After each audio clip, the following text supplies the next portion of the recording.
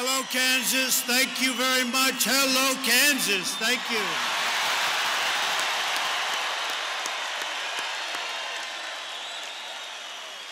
And I'm thrilled to be here with all of my friends on this truly historic night. This is a historic night.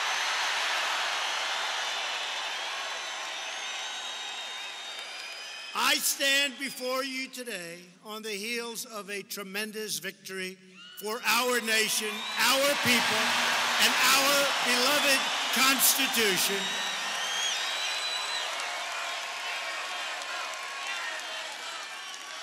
Just a few hours ago, the U.S. Senate confirmed Judge Brett Kavanaugh to the United States Supreme Court.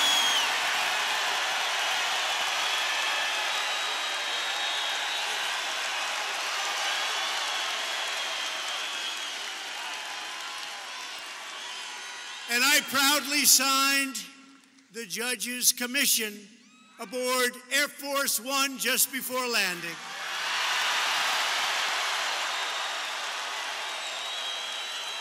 And this Monday night at 7 p.m. in the East Room of the White House, we will perform the swearing-in ceremony for soon-to-be Justice Kavanaugh, a great man.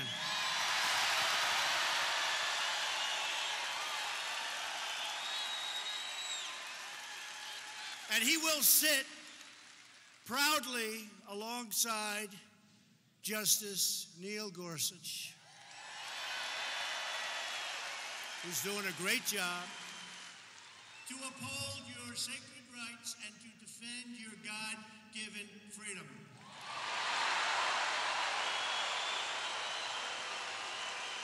And I want to thank our incredible Republican senators for refusing to back down in the face of the Democrats' shameless campaign of political and personal destruction.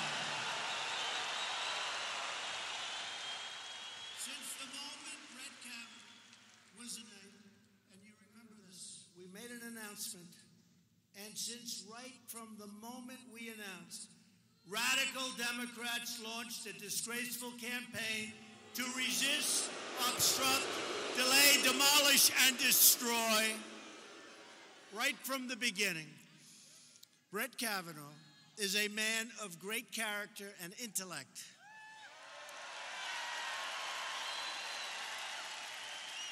He's a totally brilliant scholar who has devoted his life to the law. He is a loving husband, a devoted father, and a faithful public servant, and he always has been. What he and his wonderful family endured at the hands of Democrats is unthinkable. It's unthinkable.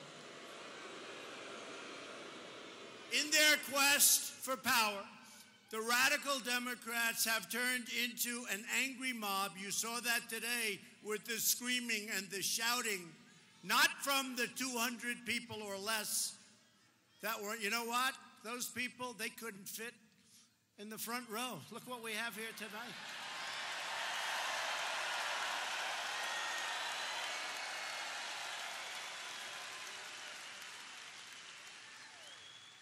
They threw away and threw aside every notion of fairness, of justice, of decency, and of due process. Nobody's seen anything like it.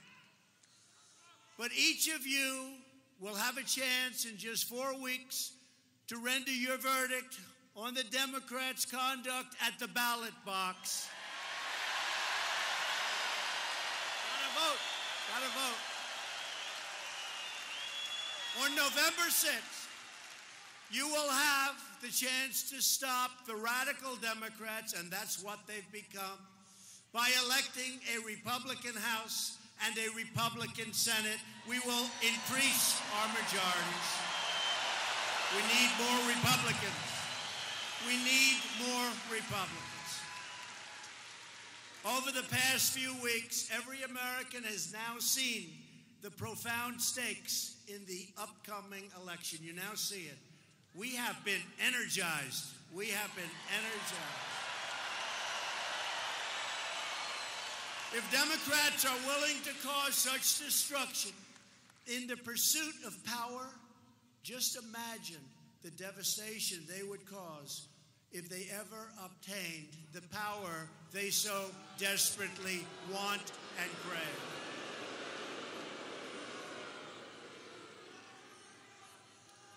You're going to have other Supreme Court justices, places to be filled.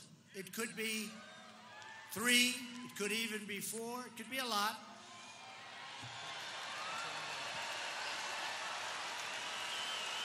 And if you allow the wrong people to get into office, things could change. They could change, and they could change fast. And we're not going to let that happen. We can't let that happen. It can go very quickly. It can change very fast. We can't let that happen. You don't hand matches to an arsonist, and you don't give power to an angry left-wing mob, and that's what they've become.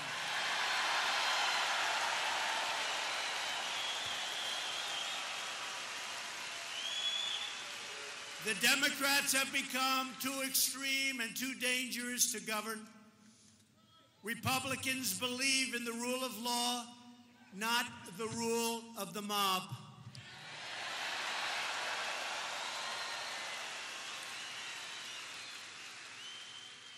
We're doing a hell of a job of doing it. We're draining the swamp, and we want to defeat the Democrats conclusively.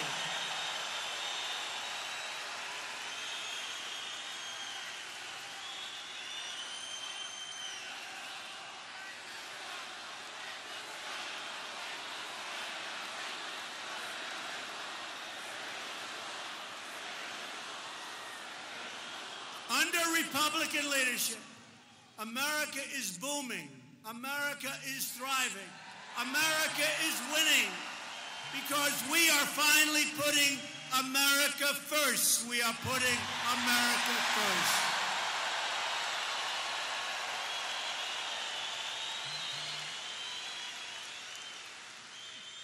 Yesterday, it was announced that unemployment has fallen to 3.7%. The lowest unemployment rate in 50 years. Lowest in 50 years. We've created nearly 600,000 jobs in the last 3 months alone. Think of that, 600,000. And if I ever said that when I was campaigning, the fake news media would go and say, they are fake. Manufacturing confidence is at an all-time high. Confidence, very important, all-time high. And we have the best economy in the history of our country, the best. We're taking care of our veterans, protecting our great seniors, and rebuilding America's military might like it hasn't been built before.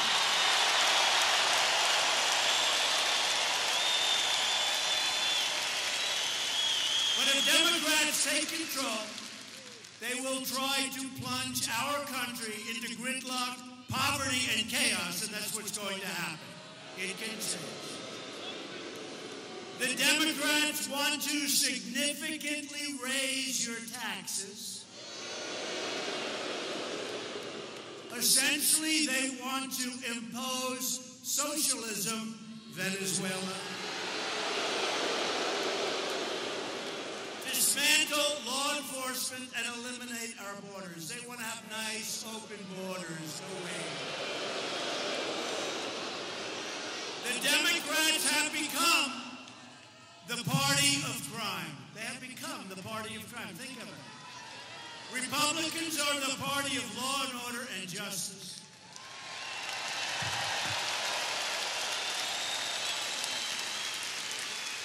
And we really have become, even more so than ever before, We're the party of opportunity and wealth, and that's what's happening. We're creating wealth for everybody. Whether it's small businesses, big businesses, or people wanting great jobs, that's what's happening. And you know, wages right now, for the first time in 19 years, wages are going up for people. And jobs, you can choose the job you want for the first time. Many years.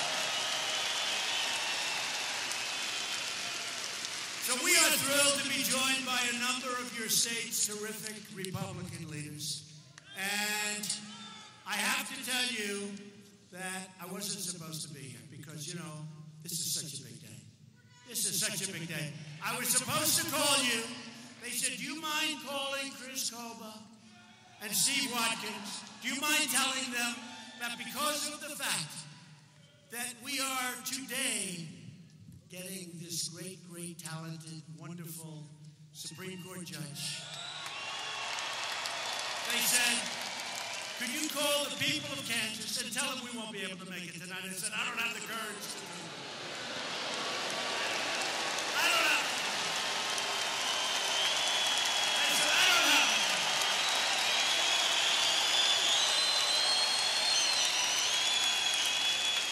They called me, they said, sir, we're signing the next United States Supreme Court Justice. They always say, you've heard it, the biggest thing a president can do, they've always said, is Supreme Court Justice. The biggest. And some have had none. We've had two in less than 2 years, I guess. You know. Some presidents have. But it's the biggest thing you can do. So they said, sir, do you mind canceling Kansas tonight? We're going to have. I said, no way, I'm canceling Kansas. No way.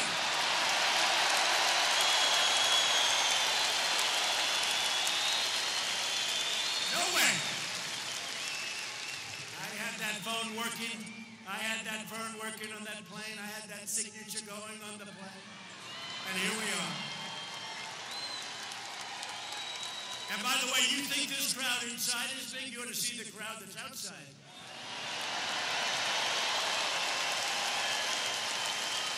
We just put up big movie screens, but I think this is better, right? This is better.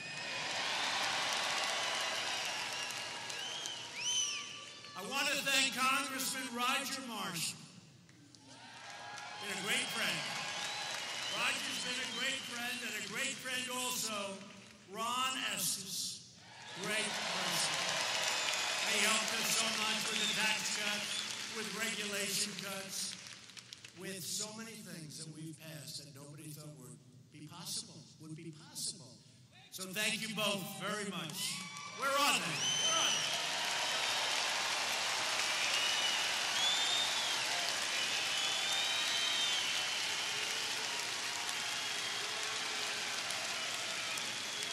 Thank you very much, folks. Thank you. Fantastic. And also, I want to thank somebody who's done a fantastic job, GOP Chair Kelly Arnold.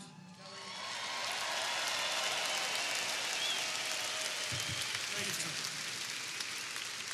You know why a great job? Because we won this state by a lot, right?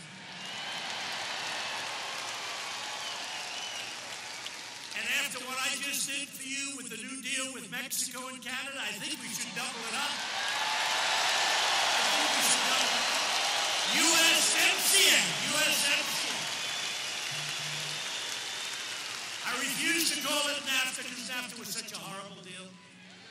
You didn't even realize what that was. So 50,000 plants and factories emptied out, millions and millions of jobs lost. So we negotiated a new deal, and I said, there's no way I'm calling it NAFTA 2.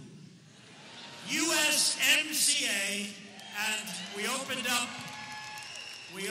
agriculture, we opened up dairy, we opened up a lot of things, and everybody's really happy. I don't know how they're doing in the other places, but they're really happy. So congratulations. Congratulations. And we also signed a great new deal with South Korea, and the farmers are going to be benefiting there too. And we're working right now. They want to make a deal. I said, you're not ready to make a deal yet. We're working on a deal with China. We'll see. Listen, look, they've been hitting us hard for a long time. We've never had a president that did anything about it. $500 billion a year. That's a big one. They take out. So right now we're doing extremely well with China. And let's see what happens. Maybe we'll do it. And if we don't, we're going to be in an even better position. You understand that? So we'll see. I also want to thank a man of incredible integrity and class, your governor, Jeff Collier. Jeff, where's Jeff?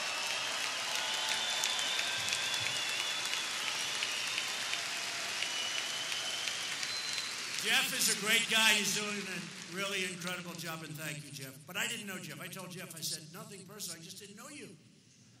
Because when I backed Chris, and you have one hell of a governor, and I think we have to talk about bringing him down to Washington or something. We talked about it. Great governor, great man. We're also joined by Kansas Attorney General Derek Schmidt.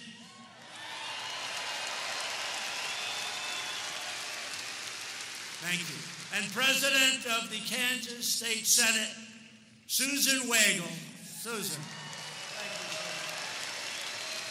Thank you. I'm also proud that our campaign manager, Brad Pascal, you know Brad Pascal. Where's Brad? Guy's like 7 feet tall, so you can't miss. Thank you, Brad. Our chief, you know him, our Chief Operating Officer, Mike Glassner. Do you know Michael? He's fantastic. Right from the beginning. Thank you, Michael. They all come from Kansas. They all come from Kansas.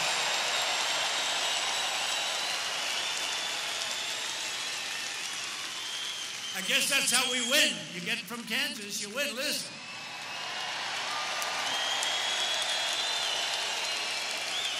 Along with our amazing Secretary of State, Mike Pompeo.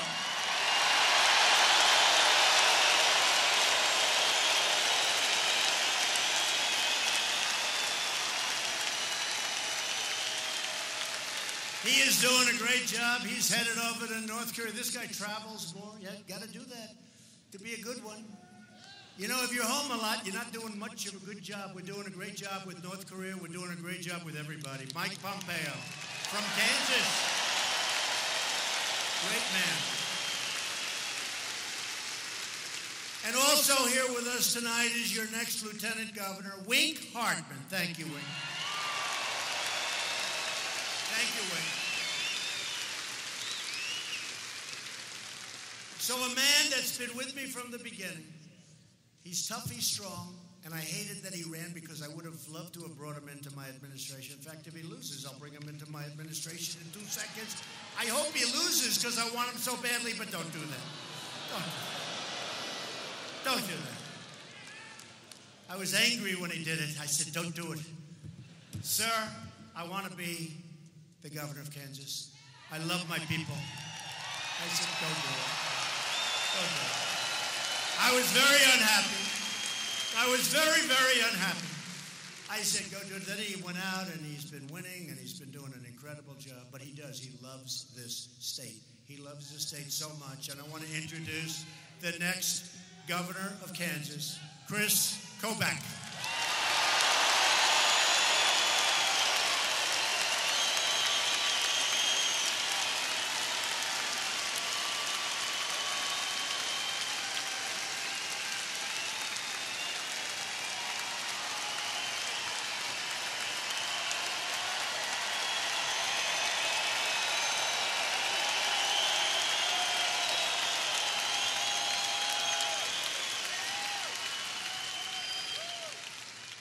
Let me just say on behalf of all of Kansas, President Trump, welcome to Trump country.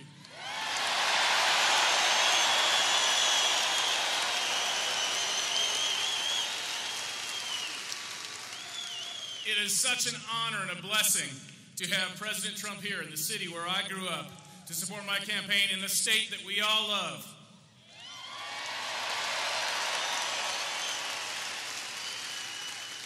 And I want to give President Trump credit for something really important. It's something he and I have worked together on. We've worked on a number of things, but the most important is stopping illegal immigration.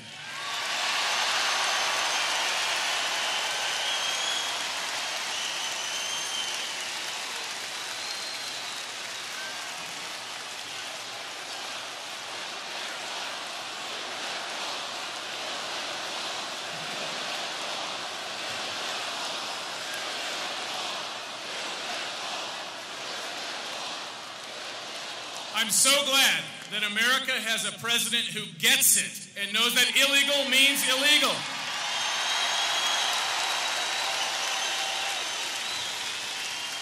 I want to tell you a quick short story about illegal immigration. I began working on this issue when I was an advisor to John Ashcroft at the time of 9/11. I was there during 9/11, and we all remember how the world changed. But let me tell you something that you may not know. All 19 hijackers came into this country legally on temporary visas. 5 of them became illegal, mostly by overstaying their visas. 4 of those 5 were stopped by state and local law enforcement for speeding violations. They were illegally in the country at the time, but the cops didn't know it, and so they didn't make an arrest, even though they could have if they'd had that information at their fingertips. Now get this. 3 of those 4 illegal aliens that they could have arrested were pilots. So if they had made those arrests, they could have stopped 9/11 from happening. Those numbers have shaped my career. The gravity of that has never left me, and I will not, and I know President Trump will not, allow our immigration system to be used again as a weapon to harm the American people.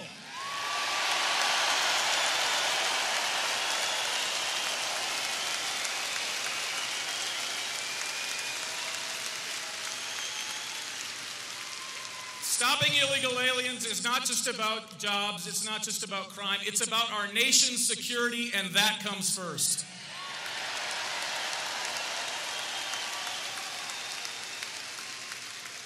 And illegal immigration is an issue in this campaign for governor. Did you know that my opponent, Laura Kelly, voted to continue allowing sanctuary cities in Kansas? She did. Look it up. It's in the roll call vote. When I am governor, God willing, sanctuary cities will end in this state.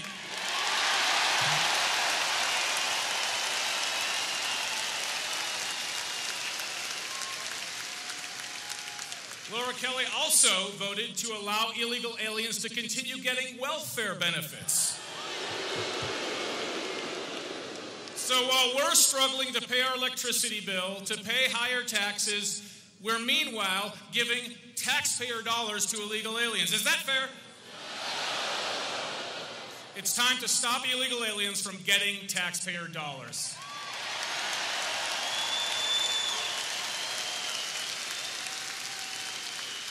It's time to put Kansans first, not illegal aliens.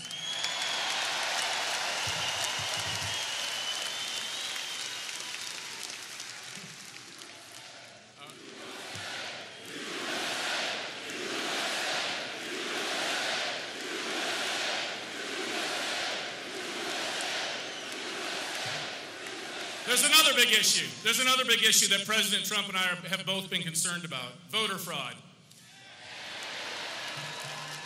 Because of the law that I drafted and the Kansas legislature passed, Kansas now has the most secure election laws in America.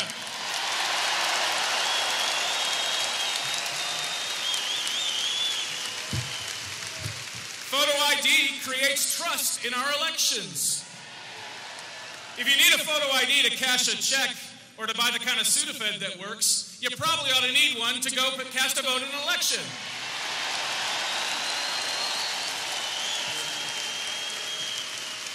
And proof of citizenship, too. Proof of citizenship. Every time an alien votes, it cancels out the vote of a U.S. citizen. You know, the Democrats and their socialist friends, they claim they care about voter cancellation or voter suppression, but they don't care about U.S. citizens' votes being canceled out. It's time for other states to require proof of citizenship, too, just like Kansas.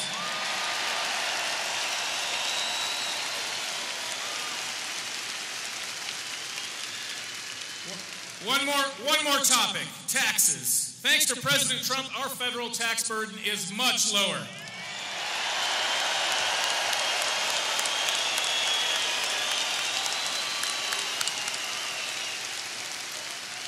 But in Kansas, our state taxes are the highest in the region. It's time to cut our state taxes here in Kansas.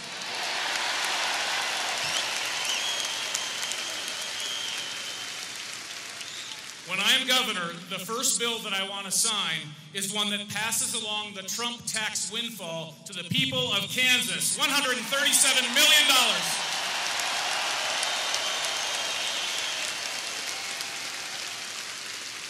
And on top of that, you've got thousands of Kansans being taxed out of their own home because of property tax appraisal increases. They can't afford to live in the home they wanted to retire in. When I'm governor, we will put a 2% cap on property tax appraisal increases.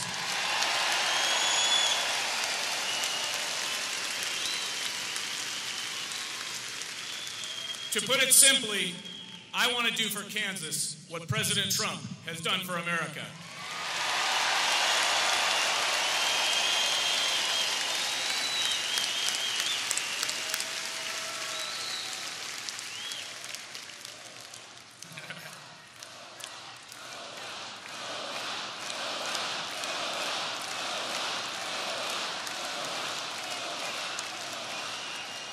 We've got a big election ahead of us on November 6th. It's a point of choice, not only for America, but a big decision for Kansas. Tonight, President Trump is here calling on us to get out there and vote, calling on us to stand up. The time is now to stand up for the proven principles and constitutional rights that have made this country great and made this country strong.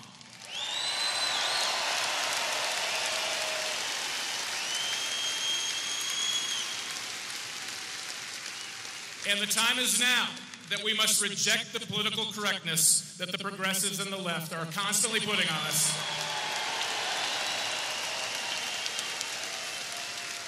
And stand up for the time-tested values of hard work, faith in God, and the United States Constitution.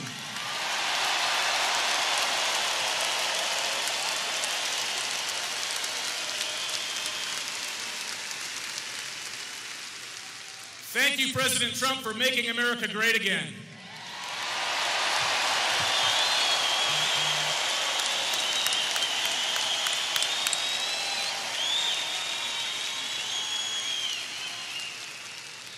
And now we're going to make Kansas great again.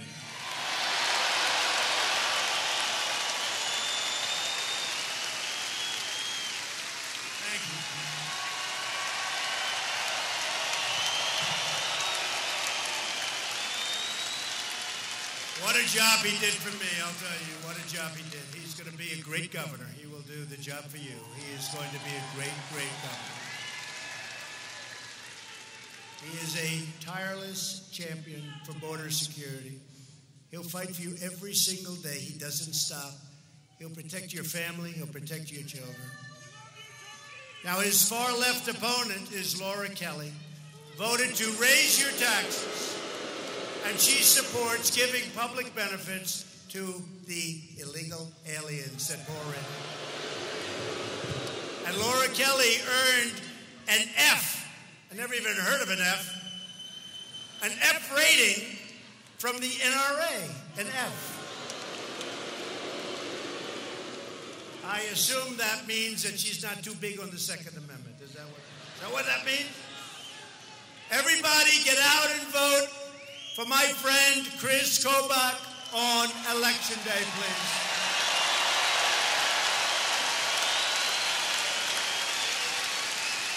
Finally, I want to introduce another terrific Republican candidate, your next congressman. Get out and vote. I need him in Washington, Steve Watkins. Steve is a great veteran. He's a patriot and a proud West Point graduate. That means he's very smart. Steve, come on up.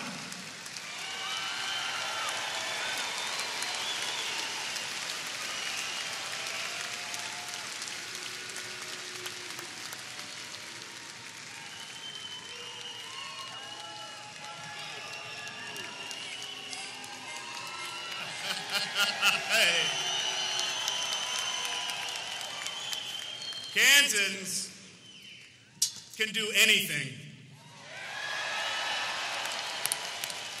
I'm proof of that. I grew up a couple miles away, and here I am standing next to the leader of the free world.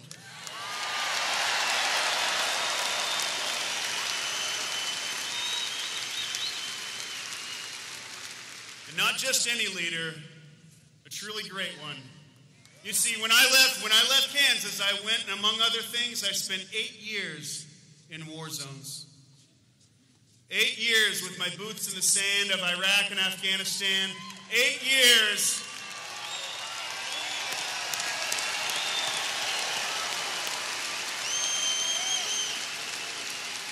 And in all that time,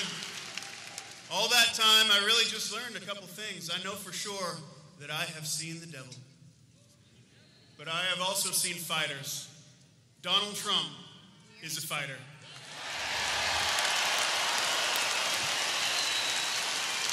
He fights for America first. He fights to keep our borders secure.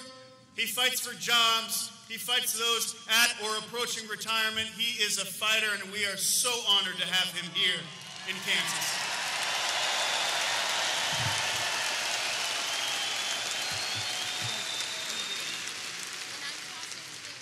He moved the U.S. Embassy to Jerusalem. Yes.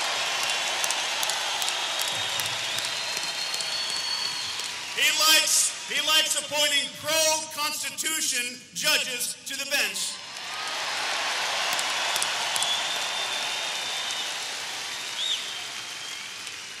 And he is tough on China, Iran, and North Korea.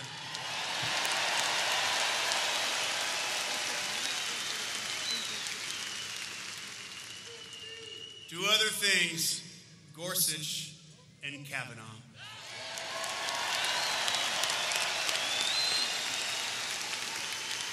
Now, Kansas, might be a little partial, but just think of how much more he could have accomplished if he were a Kansan.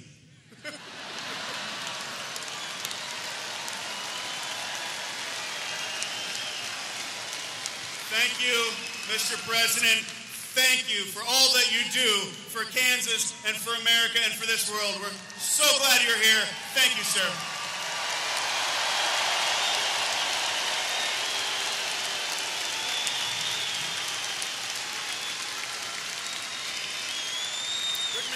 Good man.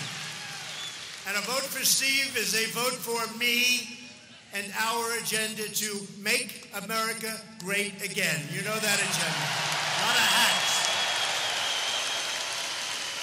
A vote for Steve's opponent. His name is Paul Davis. He's not good. He's not good. You know that. Is a vote for a radical agenda of Nancy Pelosi, Chuck Schumer, and the legendary Maxine Waters. Here in Kansas, his opponent, Paul Davis, voted time after time to raise your taxes and fees. And he voted to give public benefits to illegal aliens. I'm good. If you want to stop Nancy Pelosi from becoming Speaker of the House, Nancy Pelosi, whoa. You better get out and vote for Steve Watkins, please. A majority of House Democrats have already sponsored a socialist takeover of health care. The Democrats' plan would eviscerate Medicare and eliminate Medicare Advantage for 20 million seniors. We want to protect Medicare. We will, as Republicans, protect Medicare for our great seniors who have earned it and paid for it. And we will always protect Americans with pre-existing conditions. We will take care of our great Americans with pre-existing conditions. Today's Democrats have embraced radical socialism and open borders. If you don't have borders, you don't have a country, folks. You don't have a country. Every single Democrat in the U.S. Senate has signed up for the open borders, and it's a bill. It's called the Open Borders Bill. What's going on? And it's written by, guess who? Dianne Feinstein.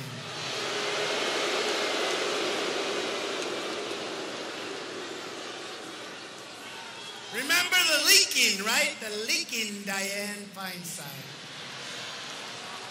Did you leak? Did you leak, Dianne? Dianne, did you? No. No, I didn't. I don't think. Wait, did we leak? No, he said no, we didn't leak. Oh. Was that the worst body language you've ever seen? Was that the worst? No, I didn't leak. No, she didn't leak. That's what you're dealing with. If the Democrats' bill ever becomes law, a tidal wave of drugs and crime would pour into our nation like never, ever before. Democrats also support deadly sanctuary cities that release violent predators and bloodthirsty killers like MS-13 into our communities. Republicans believe our country should be a sanctuary for law-abiding Americans, not criminal aliens.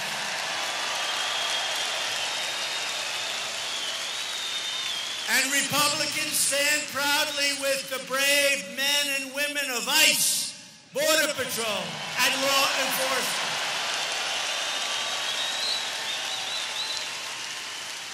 They want to defund ICE. Can you believe it? You know how tough ICE is? When MS-13 sees ICE coming, they say, let's get out of here. But you know what? They can't, because they get caught. They get thrown, and they get thrown the hell out of the country. They can't. They don't like that.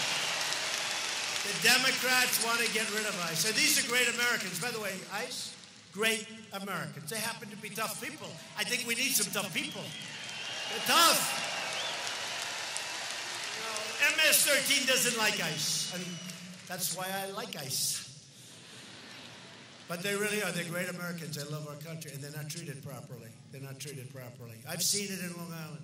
They go into a community. I grew up in that vicinity. I know every community out there. And they go into these communities, and these are rough people, MS-13. How they even come in, and we stop them at the border, but there's so many here from before us. And our laws are so bad, and we're getting them changed. It's tough. That's why we need more Republicans. But they come in, and Long Island, we send ICE, and they get in there, and they get them out, and it's like we're liberating a town. In this day and age, it's like in a war where, a foreign invader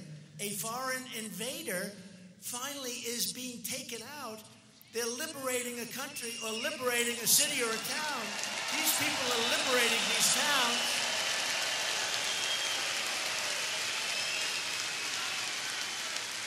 And you know the story, and you've heard it, and it's all over. They cut people up because they don't want to use bullets. It's too fast, and it's not painful enough. And then when I said, animals, Nancy Pelosi said, how dare you speak that way about a human being? How dare you? Right? This woman just said it to me. She screamed out the word animal. So how dare you call them? They're human beings. They're not. These are animals, folks. These are animals. And we need law enforcement. And we need ICE. And we need Border Patrol. These are great people.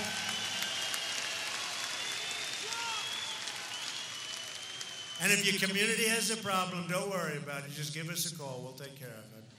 Democrats are also fighting to give welfare and free health care to illegal aliens, paid for by you, the American taxpayer. Thank you very much. Republicans believe that the public benefits must be protected for the truly needy Americans. Americans that need help, not illegal aliens. If you want safety, if you want a border, If you want America to remain a sovereign, great country, then you must organize, mobilize, register, and vote Republican. We need more Republican votes. This election is about safety, and it's also about prosperity. Since the election, we have created over 4.2 million new jobs and lifted almost 4 million Americans off of food stamps.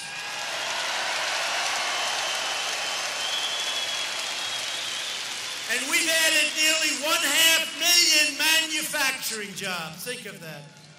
If I ever said that during the campaign, look how many, oh man, you are getting more and more people back there. Look how many reporters. Look. Wow. That's a lot. Wow. You know what I call it? I call it the Academy Awards. That's the Academy Award. You know, we're doing great. Our new polls just came out.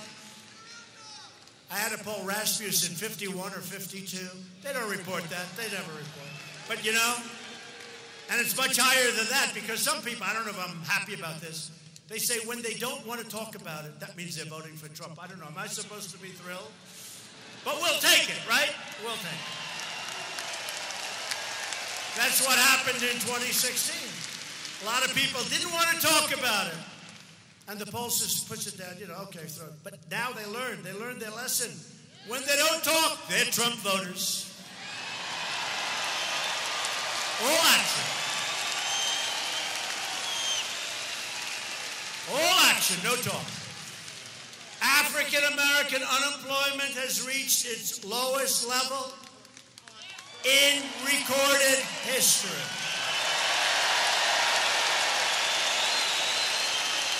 African American poverty has reached its lowest rate ever recorded. By the way,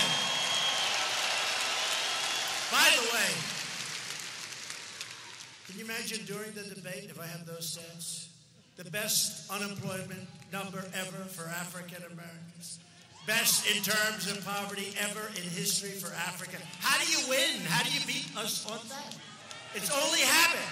It's habit. Because for 100 years, African Americans have gone with Democrats, but now they're changing, and they're changing fast, and they're coming around. Thank you, Kanye West. Thank you, Jim Brown, Big Jim Brown. Thank you, Iron Mike.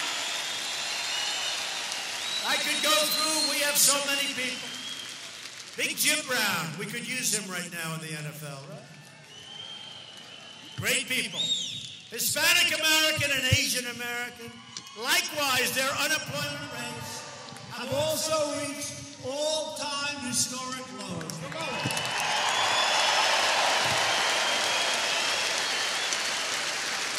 And women's unemployment just fell to 3.6%, the lowest rate in 65 years. And we are, as of right now, the world's #1 producer of crude oil and natural gas.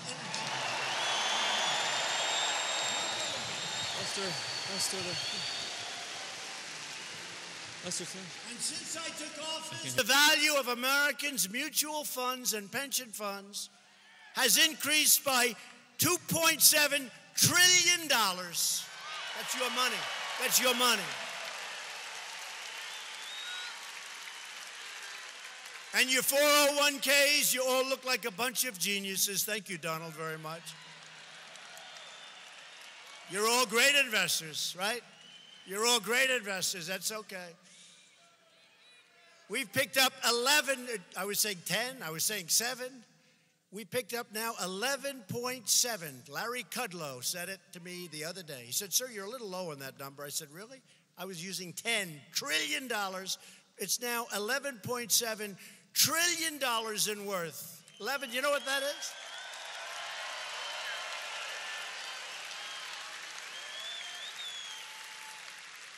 And China was catching us rapidly before I became president, and right now we are going so fast. We are the fastest developing country in the world. Can you believe that? Boom.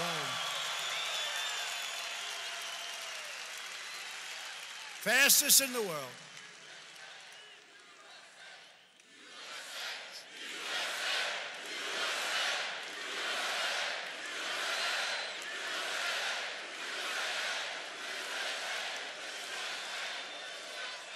And that's why I say we have a midterm coming up, an election. Historically, whoever's president, I don't know why this works, but I guess people get complacent. You know, hey, we just won the presidency. Now 2 years later we have an election, so they're complacent. And then we always win in the next one, which is, as you know, the presidential election. We always. So far, I'm dreaming of those candidates. I see those candidates before my eyes. Every night before I go to sleep. Sometimes while I'm sleeping, I love them so much. Cory Booker.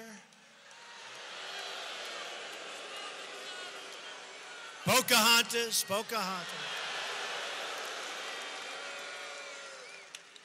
I've got more Indian blood in me than Pocahontas, and I have none. I mean, sadly, I have none, but I have more than she does. They said to her, why do you say you're of Indian heritage? Well, my mother told me I have high cheekbones. That's the answer. Do you have any documentation? No, we don't. Oh, I see, you have high cheekbones. Well, I have high cheekbones too. Hey, maybe I'm an Indian and I'm going to do very well. But think of it. This is her reason. The whole thing's been a fraud, but that's okay. You know what? I want to be careful. I'm taking out so many of these people. I'm hitting them so hard that they're disappearing. And I don't want to do that. Because I may get somebody that's actually good to run against me, and that would not be good. I'll take out all the easy ones, and maybe I'll get stuck with somebody that's actually good, but I don't see any on that side.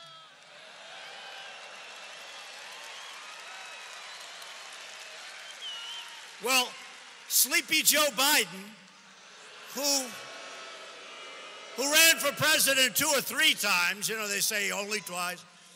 I think I remember a third time in there. But he had 1% with an arrow pointing left. That means 1% or less. And then Obama took him off the trash heap. Well, he's one of the people. Remember, he challenged me to a fight? I'd like to take him behind the barn. I'd love that. That wouldn't last long. That would not last long. That wouldn't last long. Go like this. He's down, and he'll never get up. He'll never get up. He will never get up. No, I got to leave their candidates alone. Somebody actually said, you're hitting these candidates really hard. Here's a non-candidate, you know. Da Nang Dick. He's a Da Nang Dick. That's Blumenthal. He talked about when I was in Da Nang province in Vietnam. And I was fighting up the hill, and men are going left and right of me. They're dying. They're being struck by bullets. But I went back to their rescue. I went back and I got them. And then I made a second attempt. And bullets are going left and right and over my shoulders, and they're hitting my men. And I used to think, wow, this guy's a pretty brave guy. And then I found out he's a fraud. He never was in Vietnam.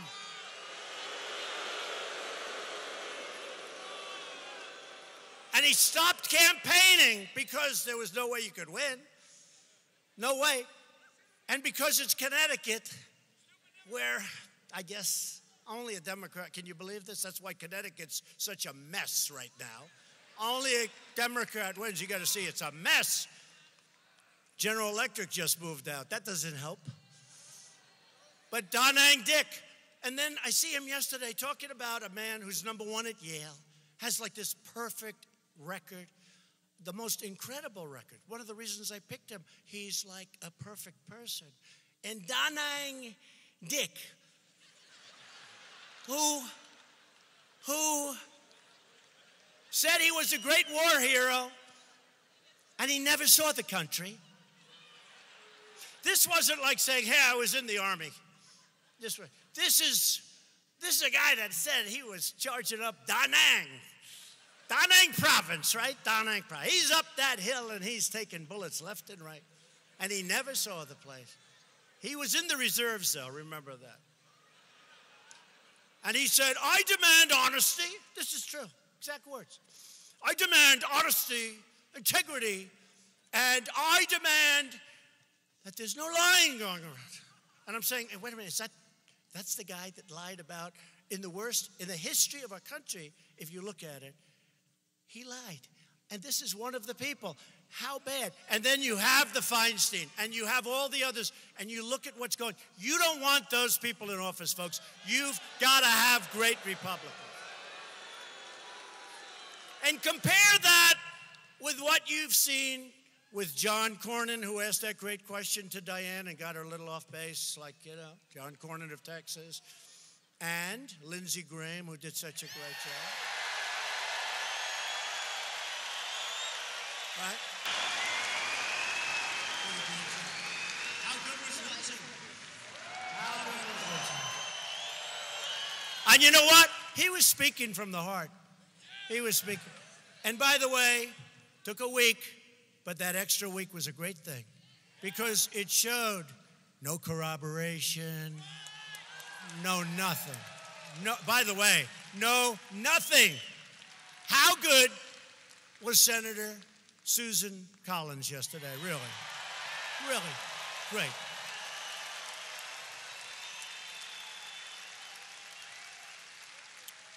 And Chuck Grassley, I'll tell you what, Chuck was great.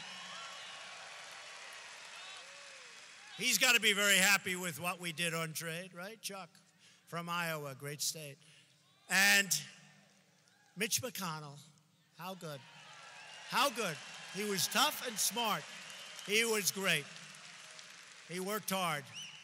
And we got ourselves the finest legal mind, one of the finest human beings. And again, what his family took, the horror that they had to endure by these people like Blumenthal and Cory Booker, who was a disaster as the mayor of Newark, New Jersey. What they had to take was a disgrace. The only reason to vote Democrat is if you're tired of winning, right? Tired of winning. We want to win, win, win. We never get tired of winning. After years of rebuilding other nations, we are finally rebuilding our nation. You see what's happening. And I just left the United Nations last week, and I can tell you, and everybody else can tell you, and even the fake news can tell you, America is respected again.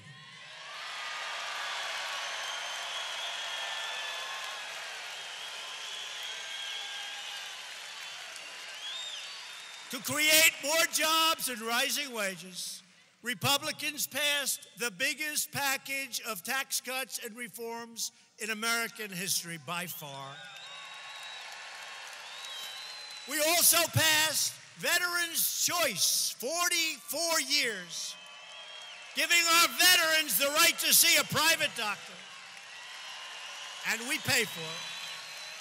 So they don't have to wait online for 25 days, 38 days, 14 days, 6 days. They go out and they see a private doctor. They get themselves a good doctor. We pay the bill. It's frankly so simple, but it took 44 years to get it done. We got it done. I'm good at getting things done. I'm good at getting things done. And we also passed, this is 45 years, the VA accountability law to ensure anyone who mistreats our veterans will be held accountable. You are fired. Get out. Right? Get out. And we've secured a record $700 billion, and the next year, $716 billion to rebuild our military and to give our brave warriors their largest pay raise in almost a decade.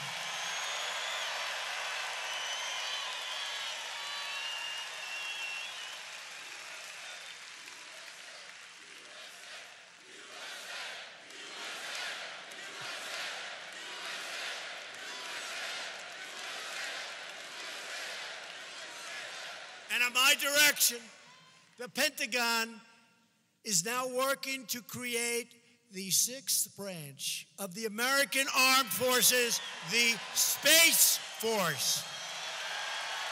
They're very serious stuff. And that's happening quickly. It's very serious. That's where it's at. You know, you have to know where it's at. Doesn't sound right, but it's right. That's where it's at.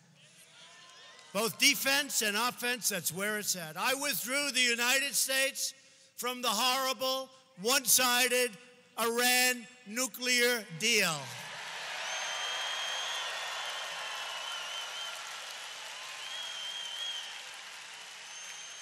You know, before I became president, I looked at what was happening with Iran. They were taking over the Middle East. They were taking Syria. They were taking Yemen. They were going into Iraq. They were taking everything. Now, they just want to make it. They just want to say, they have riots in every city. Since I took over that operation, that horrible, horrible deal, that was, think of it, the previous administration gave Iran $150 billion.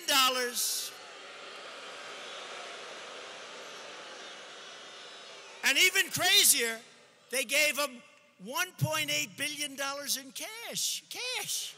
Airplanes full of cash. In fact, I got in. I said, does the President of the United States actually have the power to give away $1.8 billion in cash? You know what the answer is? It's actually no. They don't. What they did there is a disgrace. They gave them 1.8 in order to have a terrible deal. Well, that was a hostage. They paid $1.8 billion. They paid $1.8 billion for hostages. Can you imagine? And we got our hostages back from North Korea. Right? Nothing. Zero. And we have a good relationship. And who knows what happens, but I think good things happen. No more missile testing, no more rocket testing, no more nuclear testing. We got the remains of our great, great heroes from 75 years ago back, and they keep coming back. And we got our hostages back. And good things are happening over there. You know what I always say? It's deals. Just before we signed the deal with Canada and Mexico, great deal. I said, who knows? I never like to say, who could you say? It's a deal. Who knows? I like to do it. It takes all the pressure off. Who knows? With North Korea, who knows? But I think we're doing very well, okay?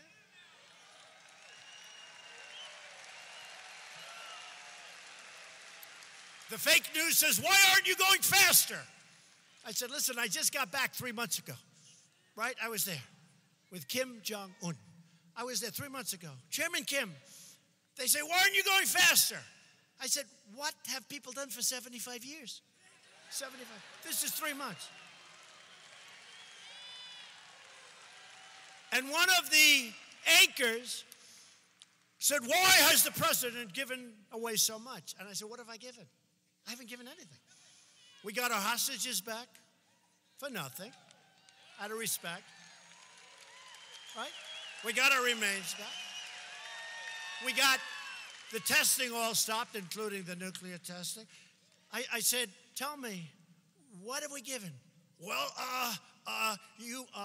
you agreed to meet. Oh, that doesn't cost me very much. I agreed to meet. I like to meet. I like to meet. What the hell do we lose by meeting? I asked the previous administration. Now, that's what I gave away. I agreed to meet. Can you believe it? These people are sick. I agreed to meet.